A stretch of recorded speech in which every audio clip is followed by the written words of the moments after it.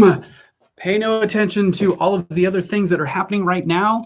We're paying no attention to them as well. Coming up in this video, psychic kids and child mediums. This is part of our mediumship development training.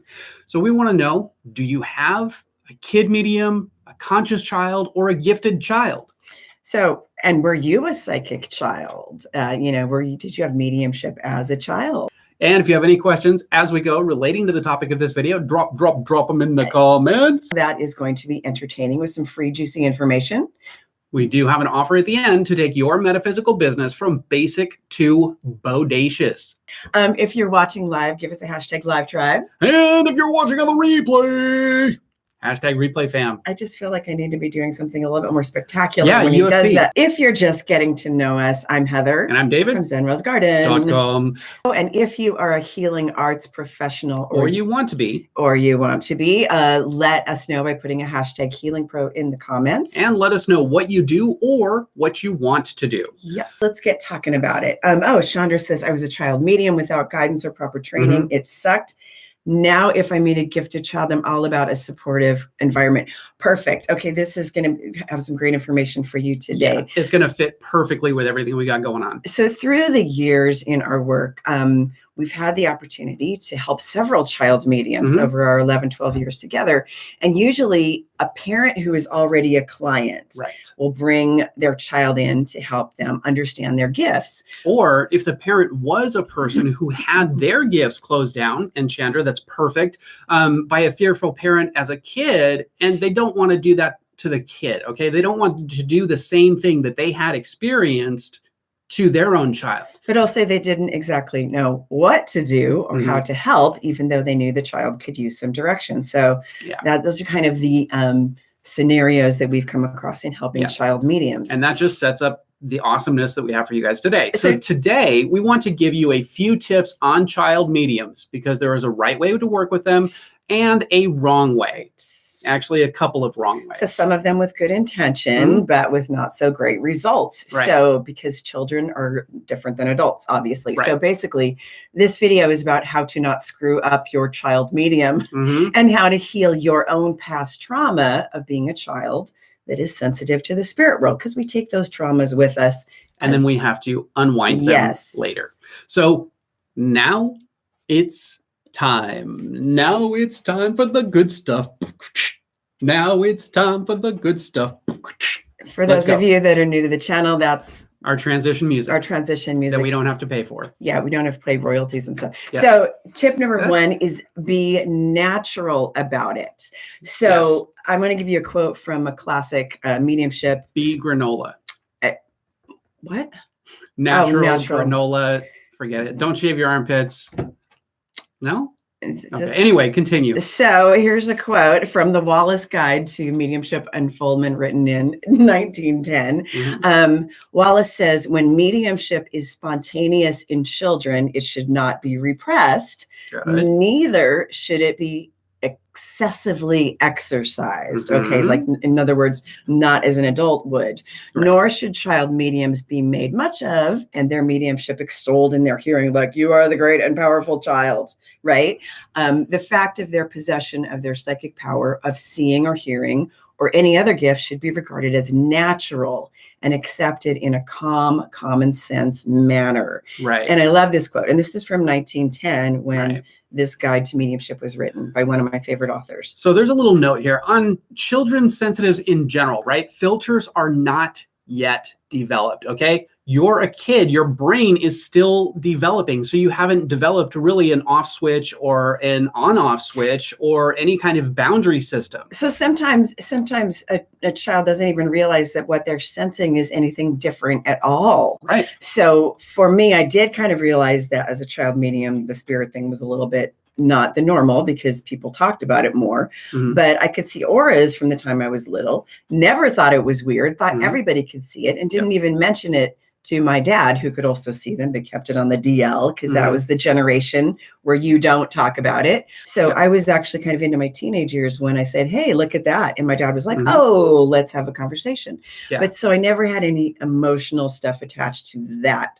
But the spirit stuff was different. So so when working with a child medium, depending on the age, after puberty, I would say it's getting about time when a child medium can start sitting and really developing if they want to. And that is very important to recognize, because a child automatically is they're wired to people please in the beginning. Okay. So you don't want them just to do it because you want them to do it, because they're looking for acceptance.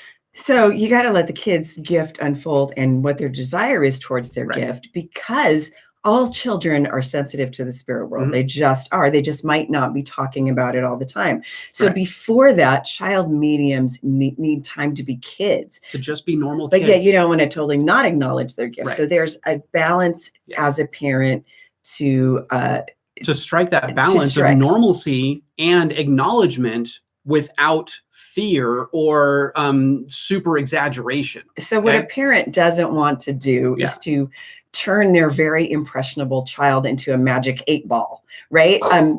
Some basic things do need to be taught to the child, especially if their gift is coming up and it's shocking for them, so that the child is not in fear of their gift, and they can naturally be with it, hang out with it. Right. But this isn't the time to go hardcore training and turn them into Rocky the Medium until their brain has a little bit more time to develop. So it's sort of, as a parent, especially because you're excited because you want to open your kid's gift and not shut it down like maybe yours were. Yeah. It's about creating a healthy, natural balance in an environment for, like Chandra the Strange says, a supportive environment, Chandra, because it's like chakra. No, it's like Jackie It's Chan. like Jackie. Okay, God, I remember. That's how I remember. So that they have a natural supportive environment where it isn't like overly, it's a weird thing, then you're super, super special. And it isn't also met with like, it's nothing. So it's got to be this natural place. Happy balance in between. So a great way to look at this, as far as the over exaggeration element, has anybody ever seen a pageant parent that absolutely over dramatizes their child and ends up over traumatizing their child by putting them in pageants when they're like 1, 2, 3, 4, 5, whatever, before they've actually developed? So like the beauty pageant queen mom that dresses up the 3-year-old like an adult, and the pageant thing, or the stage mother, same kind of thing. Don't be a stage mom, don't be a pageant mom, a child medium pageant mom. Don't do that. So Wallace goes on to say in his book, one unwise way of dealing with a child medium is to tell him he is a wonder and praise him to other people before his face. Another is to urge him to sit, which is the practice of unfolding, against his inclinations, and by bribes and threats, compel him to exercise his powers until he is exhausted. So in other words, don't be a pageant mom to your psychic or child. Dad. So in other words, let a kid be natural about it. Let a kid be a kid. Let a kid be a kid, but also encourage the gifts in a very natural way, but don't turn them into a magical weirdo for your ego, so you can show them off at your party. Don't do that. Poor kid won't know how to social very well when they get older. Right. So that's kind of the healthy balance to strike. And we've seen parents do it on both extremes. We've seen the pageant psychic parents, and it's the kid is just sort of like, what am I supposed to do? Or the kids stepping into it so much that they're not really having a grip on who they are, on the kid reality of being a kid. So let's go on to tip number 2. Okay, the fear center. Yes. I want to talk about the fear center because I think it's scary. We talk about indigo children and conscious children and star children and all of these labels we have for our magical children, but we need to talk about the part of brain at that time that is functioning more than the adult part of brain that you're seeing their gift with. Yeah, you haven't gotten to logical reasoning and rationalization yet. So we are born this ball of id, this human primal thing, this animalistic thing that feels, emotes, and wants. And that's pretty much all it is right there. And this is because we start off life as an infant, as a little undeveloped brain child, operating from a primal part of our brain. It's very, very feely. And the parts of our brain that are able to process things in our world that are more subjective and understand the bigger picture and the spiritual meaning of things are not developed yet in the child's brain. So you as a parent sort of have a responsibility to fill that in for your kid. Understand that they're right there with the feeling. They're right there with the emotion. They're right there with the sensation. Yes. And incubate them where they're at. Right. But you don't want to like, there's a way to deal with it. Yeah. So a child medium before puberty is still growing a brain, still growing some of those evolved parts of the brain. So as a child, we respond emotionally, and what we sense feels very overly intense and very tangible, very real at that point in our life. So we're operating with a part of our brain that we stimulate when we're doing psychic work, spiritual work, and when we're getting in touch as adults with the spirit world. We feel it. It's tangible. It's real. But we get there as adults by when we meditate or we have a spiritual experience. We get in touch with that tangible feeling that's connected to the primal part of our brain. That lets us know that it's real. It feels real and tangible. And a child lives there. Yeah, and that's the thing, though. At that part of the brain's development, it is still very close and very associated with that fight or flight reaction. Okay. So the higher brain functions and the things that we do as we get older and we start going back and developing and sitting, that gets more into the contemplation where you get to see the big picture. That part of the brain hasn't yet developed yet in a child. So let me kind of clarify this. A child is thinking and responding so much from that feeling center and really hasn't developed the ability that an adult does to toggle into rational contemplation, those sorts of things, and then toggle back into that feeling that you get when you maybe step into that spiritual space. Right. So a child is just in that space. They live there. Which lives right next to the fear center. So the first go-to is going to be the feel center, the emotions, the feelings, which sits right next to that fear center. So as a child, we respond emotionally, and what we sense feels overly intense and very tangible. The problem is the more sophisticated parts of the brain that can process rationally are undeveloped. So the first go-to is going to be the feel center, emotions and feelings, which sits right near the fear center. So if a parent is responding with fear and negativity, what they're doing is they're going to imprint that fear of the spirit world and anything mystical in that young, undeveloped brain of the child as kind of a permanent response that needs to be deprogrammed later in life if the person is going to ever be able to connect with the spirit world with any sense of confidence and clarity and dissociate from the fear of it. So if the parent is responding with fear to the child's psychic abilities, sensitivities, if the parent responds with fear, they're right there in the child's emotional center. They're going to trigger the child's fear. So now the child hasn't developed that rational contemplative part of their brain. So it's a hair trigger right there. Right, so they can't sit back very easily and go, yeah, you're full of shit. Right. It's not very easy for a child to do that. And if you're afraid and you put that fear on them, they're like, oh, I must need to be afraid. So the parent's programming a fear response to anything mystical at that age. Right. Once a kid, the reason I say puberty is you've got certain connections that develop after, in that time between you're 8 and 12 years old, that, this is why teenagers are assholes, right? Because they're like, no, you're full of shit. Yeah. So they develop part of their brain and it's questions what the parent is telling them. It can basically, at that point, accept or reject what's coming in based on what they already know. So W.J. Colville, who's another spiritualist, mediumship teacher from the early 1900s, warned parents of child mediums. I love some of these old Victorian era quotes. Or post-Victorian era quotes.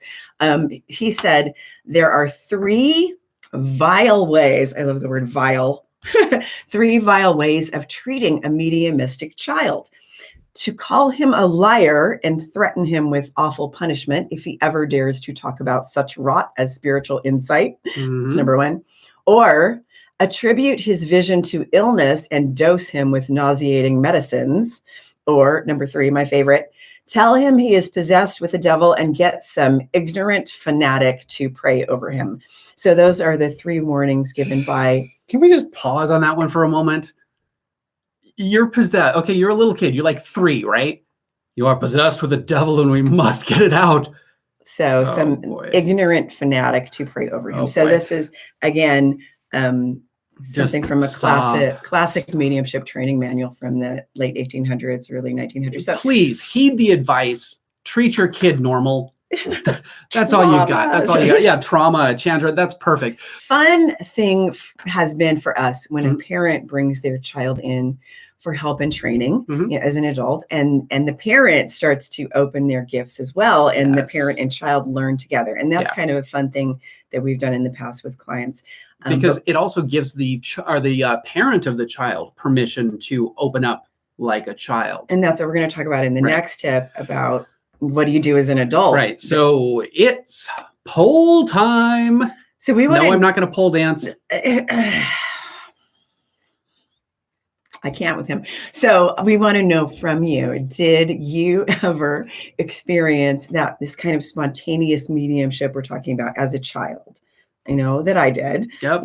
So let us know in the comments. We want to know if you did. Yep. So are we the only ones? Are we really that strange? I need more coffee. Chandra, we need more coffee. David does not need more coffee. I need much more coffee. Well, Paula says I have not. All right. Some do, some don't. And let me kind of give a little personal example before going any further here. And I just want to explore like a psychic element. So when I was a kid, I used to know things. It would just come in and I would say things without necessarily knowing what they meant, but that somebody needed to hear them. Okay. So from that element, I was coaching my mom and basically being a life coach to her when I was a little kid, and I didn't know that there was anything different about it. Okay. So that would be another example of, and in this case, it was mediumship because it was coming from spirit to her. So I was basically channeling whatever it was. And I knew that it was a good thing, but that would be another example of mediumship abilities that you may not necessarily conceive as being mediumship. Right. And I know when my kids were little, kids will just drop wisdom that is beyond their years sometimes. And they say the darndest things. Right. So, and a lot of times they're tapping into something that's just natural and flowing. It may not be the mediumship for them, may not show up as I see a spirit or I sense an energy. It just might be this natural kind of download. Yeah. And your kid says something that is not in their skill set on this earth. It's just sort of something very inspired. That's also mediumship. Yes. So let's move on to tip number 3. Opening back up as an adult. Right. So as you can kind of tell from tip number 2, what happens in the brain as a child from a fearful parent can really affect how you sense the spirit world as an adult. So for me, once I hit 12 years old, that age I was talking about, I hit the library and began studying hard as much as I could find out about my gift from sources that were educational. And so luckily I had parents that didn't shut it down and had enough sense to give me some basic tools to feel safe with the heavier things I was sensing and seeing. Right. And later I had to get my own education beyond what they could teach me. Right. But for many people, they're not so lucky. Right? And then when they end up hitting adulthood, something triggers their natural gifts, and they really, really do want to open their gifts again without fear. But that fear impulse is re-triggered, especially if they have trauma that got implanted years before by those overly fearful and superstitious parents or adults around them. It doesn't even have to necessarily be parents. Right, because remember, when the kid is young, you're programming the brain. It's very malleable. And impressionable. So that fear response that from the parent is like triggering your fear response. It's setting up a program for life. Yeah. That you've got to go in and unprogram. So the first step to reopening is calming down that inner child that was made to feel fear around their gifts. Right. So if you were shut down by fearful parents as a child, your already overstimulated child primal fear centers at the time were more overstimulated by their freak out. And that created this fight or flight response that in turn now produces neurochemicals. This is what's happening in the brain that interfere with the rational frontal lobe function when you think about the spirit world. So stimulation happens with one part of the brain, right? It's that visceral primal first response. The feeling, right? But then you think about it rationally and contemplatively with the frontal lobe and the other parts of the brain, but that has been interrupted with all these neurochemicals of fight or flight that interrupt that part of the brain. Right. So as a child, those rational parts of the brain, those contemplative parts of the brain were not strong enough yet or even developed necessarily to recognize that your parents may have been acting out of some kind of superstitious fear And so you bought into it. You didn't know any different and you just bought in. Okay, so here's 3 ways that you can respond out of your child self. Your primal responses that are very active as a child are, just like animals, fight, flight, or play dead. So depending on how you responded as a child to the way that your parents responded to you in that primal response to whatever the energy was, are going to take place and continue taking place as an adult until you change them. So the first one is the fight response. Right. You may now see the spirit world as the enemy, as something scary, as there's demons and evil things going to eat your head. So that every time that your brain goes to that place where you talk about mediumship or spirits or anything like that, you're ready to fight. So you think it's spiritual warfare. There's this, it's this scary thing. So that's the first And way. let us know if you've ever met anybody out in the world or seen anybody out in the world that operates from that fight response when it comes to anything related to mediumship or spirits or anything metaphysical even. And you kind of still see people operating in this spiritual niche without operating, and it's kind of disconcerting. Yeah. The second next one is flight. So this could show up as an adult as, I don't want anything to do with it. I want to run away from it. Oh, that's scary. I got to run. You're talking about the spirit world. You're running away from everything. I can't hear it. I can't hear it. Anything mystical, anything spiritual. You might actually develop a super hyper rational place avoidance, where you live in that mostly frontal lobe, rational, hyper rational part of your brain, and sort of disconnect from the good parts of the feeling and the emotions and the contemplation that connect you and balance you with a healthy spiritual life. So that's the second way it might show up as an adult. And an extreme example of that would be the hyper logical, I don't even believe in any of that. It doesn't exist. It literally does not exist because you're running away from it. Right. So those are like 2 extremes, right? So and let us know in the comments if you've ever met or seen anybody like that, whether it's in this niche or not. And then the third one. The third one is the playing dead response, which means you completely shut off emotion, feeling, and create a numb response to it. You're just like, I see nothing. It's totally blank. You're just shutting down. You're putting a huge iron curtain between you and anything that feels mystic, feels stimulating. But what you're kind of doing there is also cutting off your connection to other feelings, because they all sit. Emotions and feelings are all part of that limbic system of the brain. So an example of this would be where somebody brings something like this up and you're just like, I just don't believe in that. I've never seen it. I've never witnessed it. I've never experienced it, even though they may have. They're playing dead. They're going into ignorance mode where they're just like, it does not exist. There's no possible way, which is a little different than the rational, than the hyper rational, where they're explaining a way out of it. Okay. The play dead is just, no, I've never experienced that. So the healthy place is to not, sometimes we don't realize that we've got fight or flight operating because it can show up as a numb response, a play dead response. So the healthy place to, and now I'm not even going to talk about being a medium or a psychic or stimulating the gifts, but just emotions. Just sitting in the space of a healthy spiritual life requires you to connect to that mystery in some way. Depending on how deeply you connect to the mystery is depending on your personality. Or just emotions. Because because just emotions can be another example of that, where you've got somebody who their emotions weren't safe. So they've got that same association, fight, flight, or play dead, with their emotional responses. So they have to relearn how to emote again, how to feel again in a safe manner. It's the same thing when you're talking about opening up your skills again, opening up your gifts again. Same thing. So this is kind of why we tell you that your self-growth and your spiritual training have to go hand in hand, because as so many people train them separately, and you can't, because they lie together in your brain in specific places. They make whoopee. Where emotions and feelings and spiritual experiences live, and they're all living and emoting from parts of your brain that interact and act together all the time. So part of your work of training yourself as an adult is to parent your inner child medium or sensitive child out of the fears that are still subconsciously responding. They're just responding and you're not even aware of it, right? Create the safe place for that child inside to develop. And then Chandra says, yep, my mom is a hardcore born-again Christian and damn near disowned me for being a medium.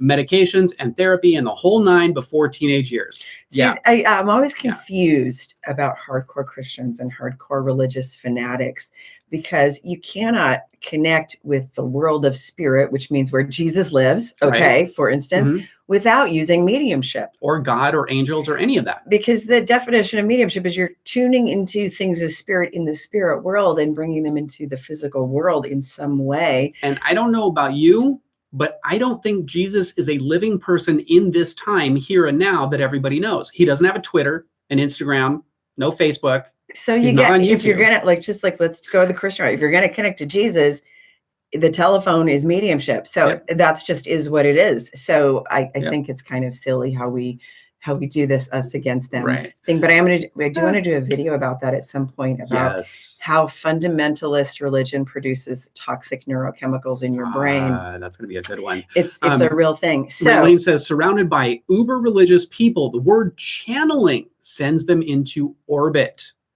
Yeah. Okay. And then Chandra says, pretty sure Jared Leto is Jesus. Okay. You might have something there. Have we cleared up some mysteries or busted some myths? I'm pretty sure we have, because not many people are talking about the neurochemical reactions in your brain to mediumship. Anyway, it is a revolution. We are fighting back against lost fairies and unicorns running amok, causing chaos and wreaking havoc. We do love them both, but sometimes they drink too much love and light and puke rainbow frosting all over the carpet, which is super hard to get out. So we do want to take a moment and give some love back every day to one of our Zen heads. Jay shared her experience with Zen Ed Academy with us on the Google machine recently. And she said, I am a new member of Zen Ed Academy. We love it. And wanted to let you know how much I love it. I have tried one or two other membership groups, and they don't offer nearly as much as you get as an official Zen head. I have only been a part of the group for a few weeks, but have already seen the benefits of your classes in my Reiki business. Thank you for providing the service for the spiritual community. Yes, that's what we love to hear. Jay, you rock. And I'm very excited to see where you take not only your Reiki business, but yourself as a person and the rest of your business to whatever levels you're going to take it to. It's really exciting to see you and to see all of the people, all of our Zen heads, kind of stepping into themselves and evolving themselves as people, and then going out and doing more for the world. That makes it precious to us. That is one of the big reasons that we've done this. So now it is time for that offer to take your metaphysical business from basic to bodacious, but only if it works for you. The thing about Zen Ed Academy, we've created it so that every class that we teach is always available. So it's always growing. There's always courses that are being added, and you have access to all the previous classes that we ever give. There is no need for any kind of downtime. It's kind of crazy. And then the dude says, I'm planning on joining, just doing some adjusting of the monies. You know how it is. Absolutely. Yeah. We absolutely understand how it is. Is this right for you? Let's ask a few quick questions before we dip out. Are you tired of mediumship advice that is way too complicated? Are you tired of our personal favorite, people telling you that the intuitive arts are satanic? I know you guys or are alien. on that one. Are you tired of people telling you that light workers and healers are all crazy? And like, you gotta have a little bit of crazy. Are you ready for a psychic and mediumship training that does not scare the crap out of it? It actually does the opposite. Makes you constipated? No, it brings confidence. Okay, because the opposite of doesn't scare the crap out of you might be make you constipated. No. Okay. If so, Zen Ed Academy is the rebel base. Gotta love the rebel base, where the revolution begins. So Zen Ed Academy is our inner circle where we jack you into the ZRG mainframe so you can finally conquer your inner super villain, which might be your mom going, mediumship is evil. The dude, he says, #Dave pays himself royalties. I do. I definitely do. And then Raylene says, Zen Ed Academy is awesome. Thank you, Raylene. You are absolutely amazing. We #love our Zen heads. And if you liked this video, hit the like button. If you have any questions, let us know in the comments below. That is where we get ideas for new videos for you. And for more mind hacking pro tips, be sure to subscribe. And click that bell to turn notifications on. I swear to God, he's going to hit me in the nose one of these days with that. You I know can what I do mean? it today if you want. So you're the first to know when we drop a new video or go live. Oh, for that, she just jacked my line. You were busy doing All right. So we know that time is a valuable and precious resource. And the fact that you guys have chosen to spend that with us, we absolutely honor and appreciate that. But most importantly, that you guys are here to level up your minds, to get woke, stay woke, take your life and your business to a completely new level. We honor and appreciate that even more, like by 1,000. Okay. Thank you guys for watching, and we'll see you in the next video. See you in the next video.